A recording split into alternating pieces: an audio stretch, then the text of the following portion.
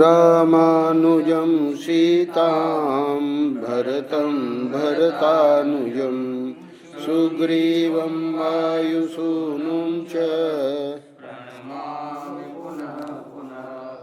नमोऽस्तु रामाय सलक्ष्मणाय देव्यै च तस्यै जनकात्मजायै नमोऽस्तु रुद्रेन्द्रयमानिलेभ्यो नमोऽस्तु चन्द्रार्कमरुद्गणेभ्यः।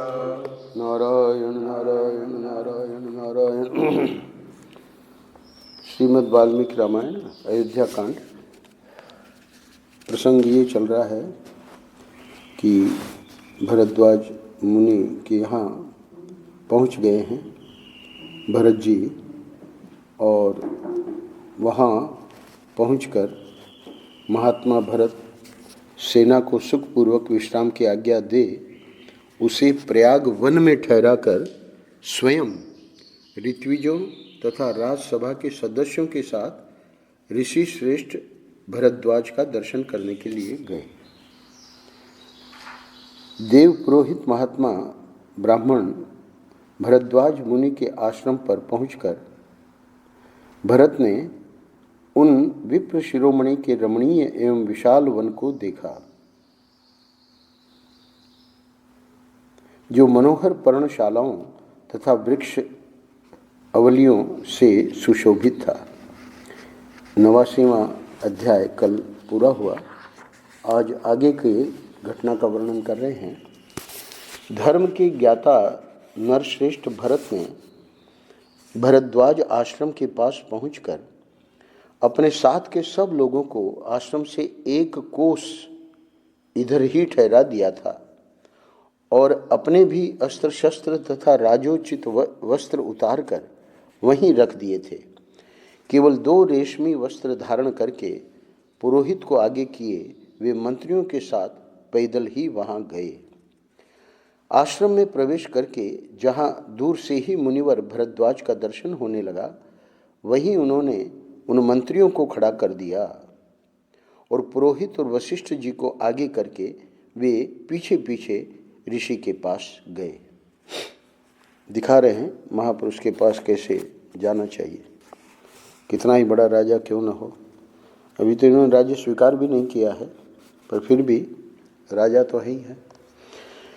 महर्षि वशिष्ठ को देखते ही महातपस्वी भरद्वाज आसन से उठ खड़े हुए और शिष्यों से शीघ्रतापूर्वक अर्घ्य ले आने को कहा।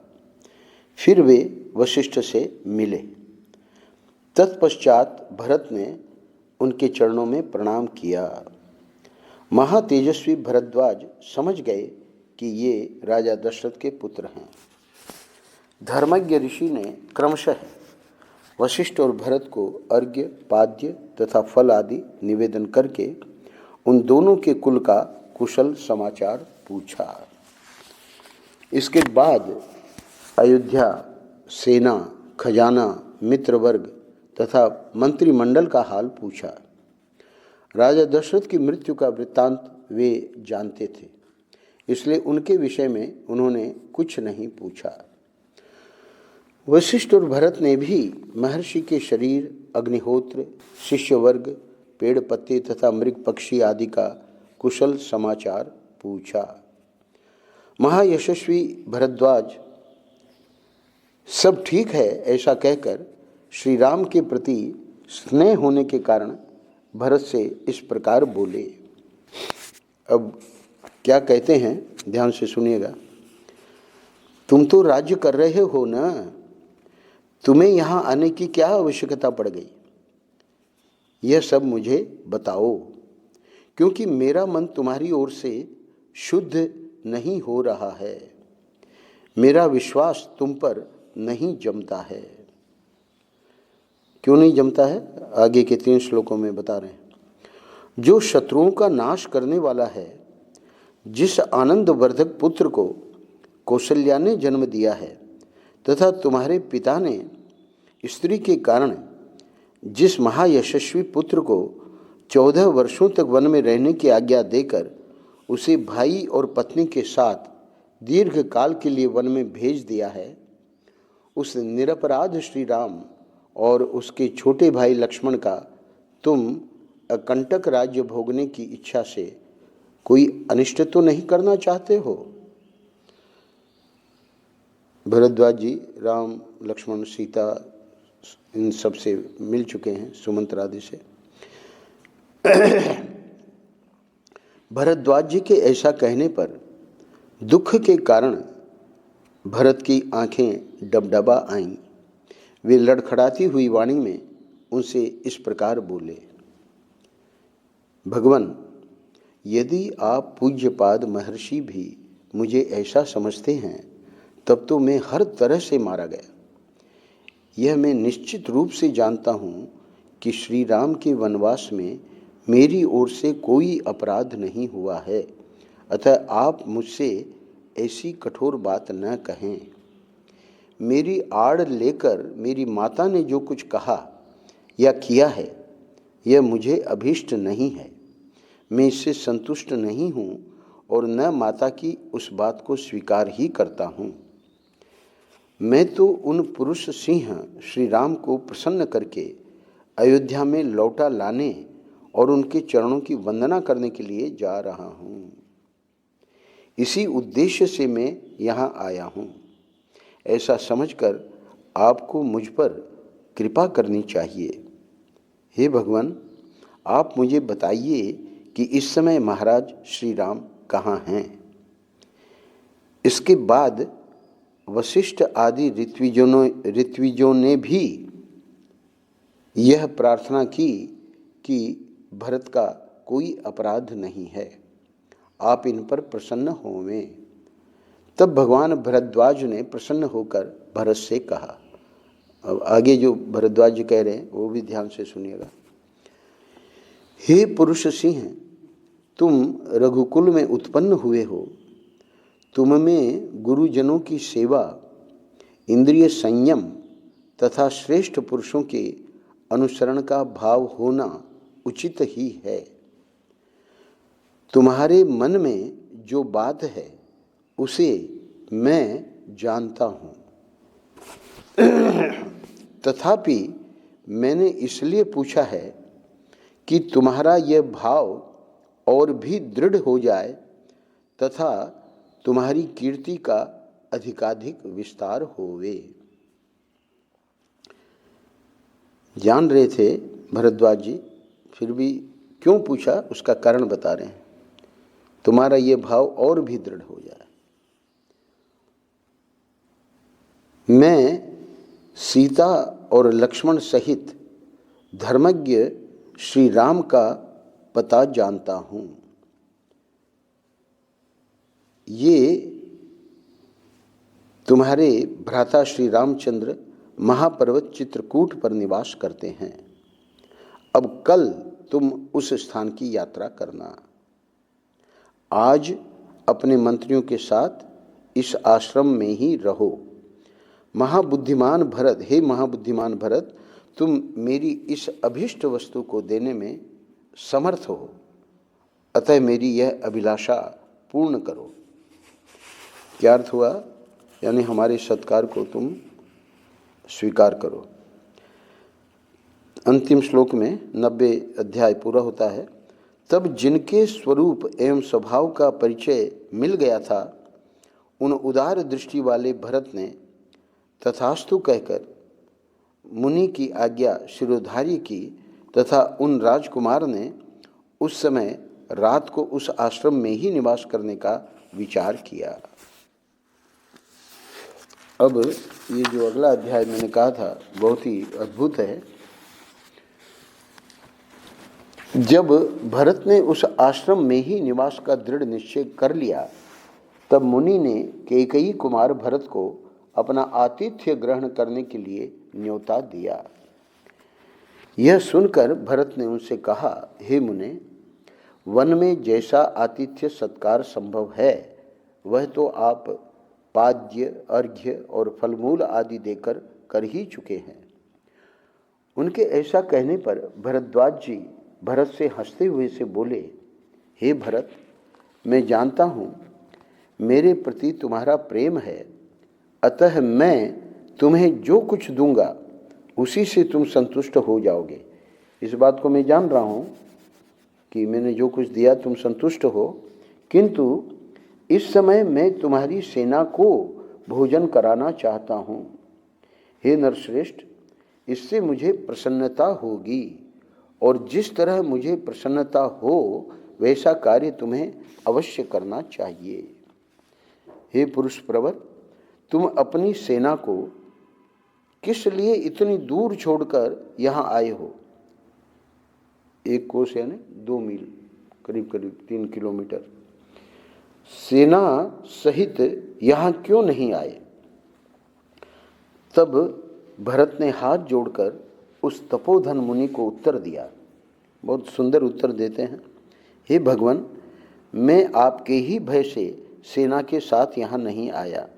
हे प्रभु, राजा और राजपुत्र को चाहिए कि वे सभी देशों में प्रयत्नपूर्वक तपस्वी जनों को दूर छोड़कर रहें, क्योंकि उनके द्वारा उन्हें कष्ट पहुँचने की संभावना रहती है। हे भगवान, मेरे साथ बहुत से अच्छे अच्छे घोड़े, मनुष्य और मतवाले गजराज हैं, जो बहुत बड़े भूभाग को ढककर मेरे पीछे पीछे चलते हैं। वे आश्रम के वृक्ष, जल, भूमि और पर्णशालाओं को हानि न पहुंचाएं, इसीलिए मैं यहाँ अकेला ही आया हूँ। तदनंतर उन महर्षि ने आज्ञा दी कि सेना को यहीं ले आओ। तब भरत ने सेना को वहीं बुलवा लिया। इसके बाद मुनिवर भरद्वाज ने अग्निशाला में प्रवेश करके जल का आचमन किया और होठ पहुंचकर भरत के आतिथ्य सत्कार के लिए विश्वकर्मा आदि का आह्वान किया। वे बोले, अब आचमन करके और बाद में क्या बोलते हैं आह्वान के लिए, आह्वान में उसको पूरा यहाँ दिया है। मैं विश्वकर्मा त्वष्टा देवता का आह्वान करता हूँ। मेरे मन में सेना सहित भरत का आतिथ्य सत्कार करने की इच्छा हुई है। इसमें मेरे लिए वे आवश्यक प्रबंध करें, जिनमें अगुआ इंद्र हैं। अब सिर्फ विश्वकर्मा त्वष्टा से तो काम चलेगा नहीं, तो जिन जिन को आतिथ्य सत्कार करने में अपना योगदान देना है, सबका आह्वान कर रहे हैं। जिनके अगुआ इंद्र हैं, उन 3 लोकपालों का, अर्थात इंद्र सहित यम, वरुण और कुबेर नामक देवताओं का मैं आवाहन करता हूँ। इस समय भरत का आतिथ्य सत्कार करना चाहता हूँ। इसमें मेरे लिए वे लोग आवश्यक प्रबंध करें।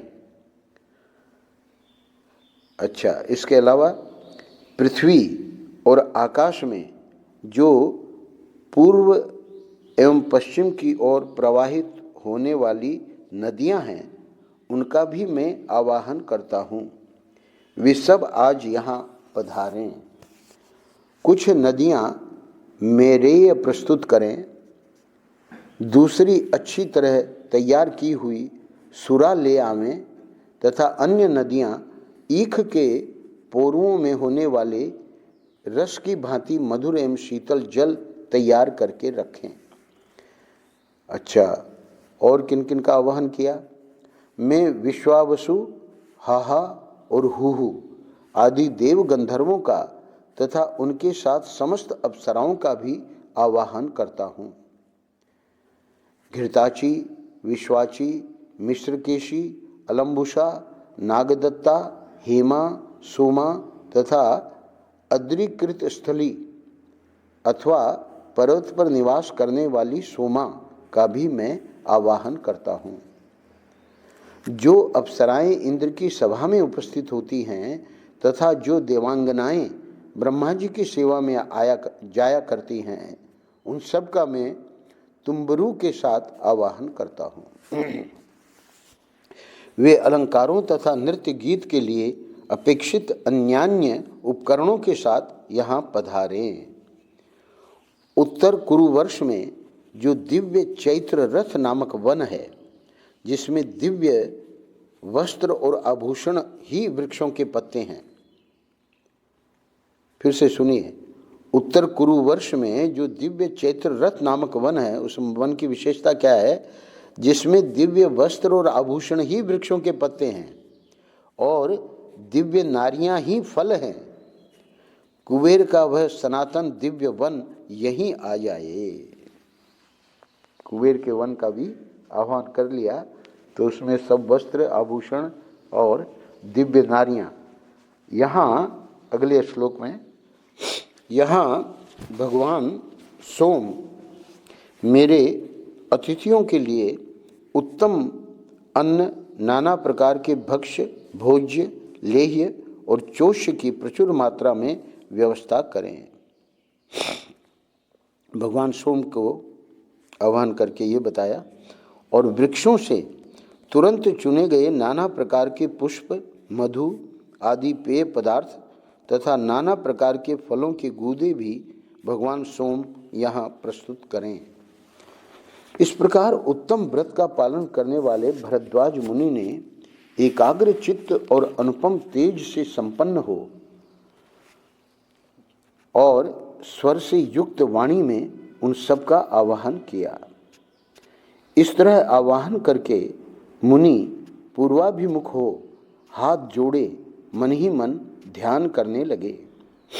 उनके स्मरण करते ही वे सभी देवता एक एक करके वहाँ आ पहुँचे।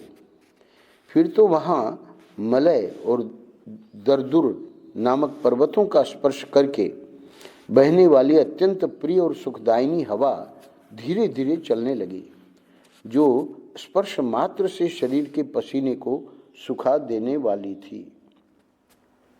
तत्पश्चात मेघगण दिव्य पुष्पों की वर्षा करने लगे।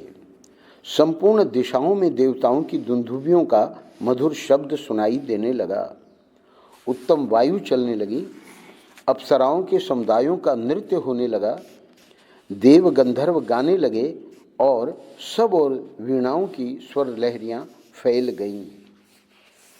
संगीत का वह शब्द पृथ्वी, आकाश तथा प्राणियों के कर्णकुहरों में प्रविष्ट होकर गूंजने लगा। आरोह अवरोह से युक्त वह शब्द कोमल एवं मधुर था, समताल से विशिष्ट और लय गुण से संपन्न था।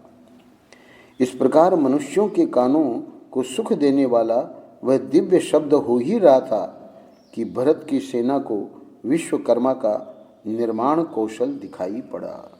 अब सबसे पहले जिनका आह्वान किया था विश्वकर्मा का, तो क्यों किया था? निर्माण कार्य करना पड़ेगा, क्योंकि पूरी सेना रुकेगी। चारों ओर 5 योजन तक की भूमि समतल हो गई। उस पर नीलम और वैदुर्य मणि के समान नाना प्रकार की घनी घास छा रही थी। स्थान स्थान पर बेल, कैथ, कटहल, आंवला, बिजौरा तथा आम के वृक्ष लगे थे, जो फलों से सुशोभित हो रहे थे। उत्तर कुरु वर्ष से दिव्य भोग सामग्रियों से संपन्न चैत्र रथ नामक वन वहां आ गया। यानी वस्त्र, आभूषण और वो सब जो बताया वो सब वहां आ गए। साथ ही वहां की रमणीय नदियां भी आ पहुंची, जो बहुसंख्यक तटवर्ती वृक्षों से घिरी हुई थीं। उज्ज्वल 4-4 कमरों से युक्त गृह तैयार हो गए। हाथी और घोड़ों के रहने के लिए शालाएं बन गईं। अट्टालिकाओं तथा 7 मंजिले महलों से युक्त सुंदर नगर द्वार भी निर्मित हो गए। इस वर्णन से ये भी बता रहे हैं कि जैसे हम लोग स्वप्न में क्या क्या नहीं निर्माण कर लेते, तो वैसे ही संकल्प के द्वारा क्या क्या निर्माण नहीं किया जा सकता। ये सब पूरा संकल्प की सृष्टि है। राज परिवार के लिए बना हुआ सुंदर द्वार से युक्त दिव्य भवन श्वेत बादलों के समान शोभा पा रहा था। उसे सफ़ेद फूलों की मालाओं से सजाया और दिव्य सुगंधित जल से सींचा गया था। वह महल चौकोना तथा बहुत बड़ा था। उसमें संकीर्णता का अनुभव नहीं होता था। उसमें सोने, बैठने और सवारियों के रहने के लिए अलग अलग स्थान थे। वहाँ सब प्रकार के दिव्य रस, दिव्य भोजन और दिव्य वस्त्र प्रस्तुत थे। सब तरह से अन्न और धुले हुए स्वच्छ पात्र रखे गए थे। उस सुंदर भवन में कहीं बैठने के लिए सब प्रकार के आसन उपस्थित थे और कहीं सोने के लिए सुंदर शैयाएं बिछी थीं। महर्षि भरद्वाज की आज्ञा से कैकेयी पुत्र महाबाहु भरत ने नाना प्रकार के रत्नों से भरे हुए उस महल में प्रवेश किया। उनके साथ साथ पुरोहित और मंत्री भी उसमें गए। उस भवन का निर्माण कौशल देखकर उन सब लोगों को बड़ी प्रसन्नता हुई। उस भवन में भरत ने दिव्य राज सिंहासन, चमर और छत्र भी देखे तथा वहाँ राजा श्री राम की भावना करके, अब देखिए भरत जी क्या करते हैं, जब राज सिंहासन देखा तो भावना करते हैं कि मानो हमारे भैया श्री राम उस पर विराजमान हैं। श्री राम की भावना करके मंत्रियों के साथ उन समस्त राजभोग्य वस्तुओं की प्रदक्षिणा की। सिंहासन पर श्री रामचंद्र जी महाराज विराजमान हैं, ऐसी धारणा बनाकर उन्होंने श्री राम को प्रणाम किया और उस सिंहासन की भी पूजा की। फिर अपने हाथ में चमर ले वे मंत्री के आसन पर जा बैठे। तत्पश्चात पुरोहित और मंत्री भी क्रमशः अपने योग्य आसनों पर बैठे। फिर सेनापति और प्रशास्ता यानी छावनी की रक्षा करने वाले भी बैठ गए। तदनंतर वहां 2 ही घड़ी में भरद्वाज मुनि की आज्ञा से भरत की सेवा में नदियां उपस्थित हुईं, जिनमें कीच के स्थान पर खीर भरी थी। उन नदियों के दोनों तटों पर ब्रह्मर्षि भरद्वाज की कृपा से दिव्य एवं रमणीय भवन प्रकट हो गए थे, जो चूने से पुते हुए थे। उसी मुहूर्त में ब्रह्मा जी की भेजी हुई दिव्य आभूषणों से विभूषित 20,000 दिव्यांगनाएं वहां आईं। इसी तरह सुवर्ण, मणि, मुक्ता और मूंगों के आभूषणों से सुशोभित कुबेर की भेजी हुई 20,000 दिव्य महिलाएं भी वहां उपस्थित हुईं, जिनका स्पर्श पाकर पुरुष उन्मादग्रस्त सा दिखाई देता है। इनके सिवाय नंदन वन से 20,000 अप्सराएं भी आईं। नारद, तुम्बरु और गोप अपनी कांति से सूर्य के समान प्रकाशित होते थे। ये तीनों गंधर्वराज भरत के सामने गीत गाने लगे। अलम्बुषा, मिश्रकेशी, पुंडरीका और वामना, ये 4 अप्सराएं भरद्वाज मुनि की आज्ञा से भरत के समीप नृत्य करने लगी। जो फूल देवताओं के उद्यानों में और जो चैत्ररथ वन में हुआ करते हैं, वे महर्षि भरद्वाज के प्रताप से प्रयाग में दिखाई देने लगे। भरद्वाज मुनि के तेज से बेल के वृक्ष मृदंग बजाते, बहेड़े के पेड़ शम्या नामक ताल देते और पीपल के वृक्ष वहाँ नृत्य करते थे। तदनंतर देवदारू, ताल, तिलक और तमाल नामक वृक्ष कुबड़े और बौने बनकर बड़े हर्ष के साथ भरत की सेवा में उपस्थित हुए। शिंशपा, आमल की और जम्बू आदि स्त्रीलिंग वृक्ष तथा मालती, मल्लिका और जाति आदि वन की लताएं नारी का रूप धारण करके भरद्वाज मुनि के आश्रम में आ बसीं। वे भरत के सैनिकों को पुकार पुकार कर कहती, मधु का पान करने वाले हे लोगों, लो यह मधु पान कर लो। तुम में से जिन्हें भूख लगी हो वे सब लोग यह खीर खाओ और परम पवित्र फलों के गूदे भी प्रस्तुत हैं, इनका आस्वादन करो। जिसकी जो इच्छा हो वही भोजन करो।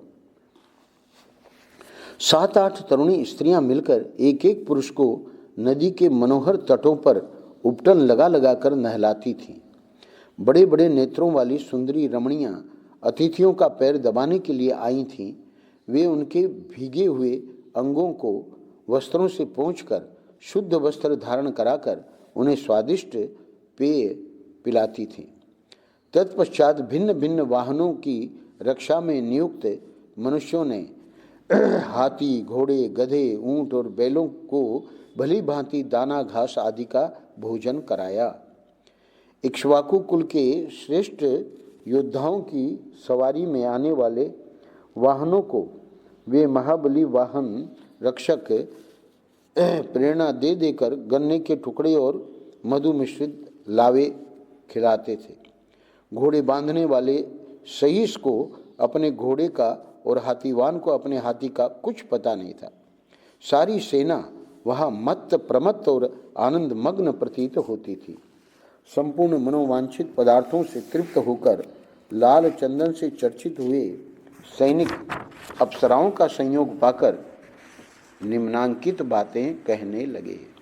अभी आखिर में तो सैनिक हैं, तो सैनिक लोगों का तो क्या भाव बन सकता है आप लोग जानते हैं।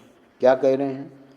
अब हम अयोध्या नहीं जाएंगे, दंडकारण्य में भी नहीं जाएंगे।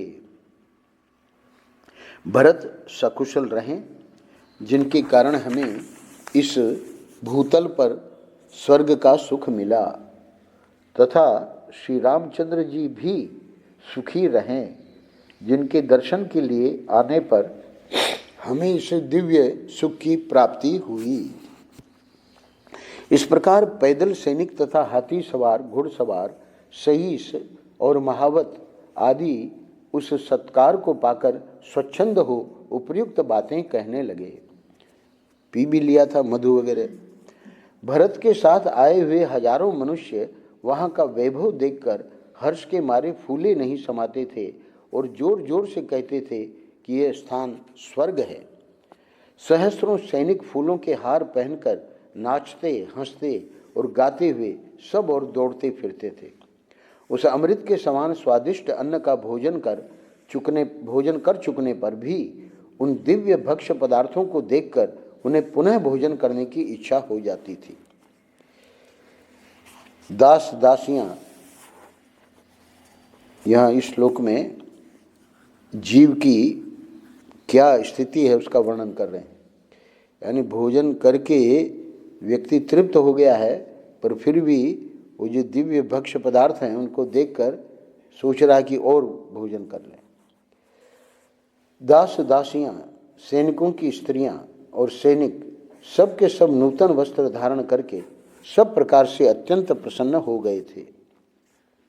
हाथी, घोड़े, गधे, ऊंट, बैल, मृग तथा पक्षी भी वहाँ पूर्ण तृप्त हो गए थे, अतः कोई दूसरी किसी वस्तु की इच्छा नहीं करता था। उस समय वहाँ कोई भी मनुष्य ऐसा नहीं दिखाई देता था जिसके कपड़े सफ़ेद न हो, जो भूखा या मलिन रह गया हो, अथवा जिसके केश धूल से दूषित हो गए हों, ऐसा कोई नहीं था। अब यहाँ 66 पे आज विराम दे रहे हैं। ये 83 पे पूरा होगा तो प्राय वर्णन पूरा हो गया है। रामचरितमानस में बताया है गोस्वामी जी ने कि भरत जो है वो बिल्कुल इस प्रकार के वो जो वैभव भरद्वाज जी ने प्रकट किया, वो तो पूरी रात इस प्रकार रहे जैसे उनको बड़ा कष्ट था। बाकी लोग सब आनंद ले रहे थे। नारायण नारायण नारायण नारायण।